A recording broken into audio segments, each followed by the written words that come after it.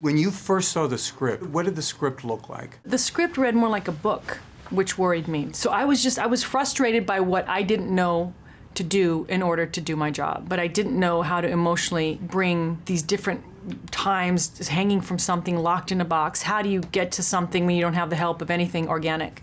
So that was a struggle. But reading the script was beautiful, and that's what scared me, because I didn't know how they would pull it off. The structure of the story was there, always, from beginning to end. My character's journey was not. The whole backstory and what happened to her on Earth, we created. Let me compare you to John Gielgud for a second. Okay, people do so often, it's weird. In his autobiography, he talks about doing a one-man show, and very successful. He said he loved talking to the crew, but he said, I missed interacting with other actors. Did you have a similar? Every single day. So when George came, it was like this energy force, and you were so appreciative of him being there. And then when he left, I'd never been hit with a depression like that. And it was, you know, we had so much fun for 3 weeks.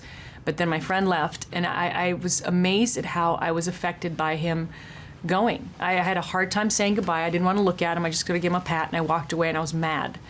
So I felt like every day I was pushed against a wall with technology, and I was angry at everyone who came with me with a laptop to tell me where my hand had to be and where my head had to end up within a certain amount of time. I wanted to just, you know, but you knew you had to do it.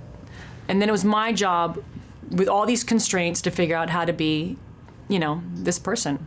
So you figure it out. And after a while, it was just tuning everybody out. Everyone leave me alone, tell me what you need me to do, and then go into silence, and I'll find the place, either musically with the sound guy, or in my own headspace. But it was like silence. I cut off all my sound with the earwigs and the headpieces, so I didn't have to be aware of the technology that was happening around me. Anyone?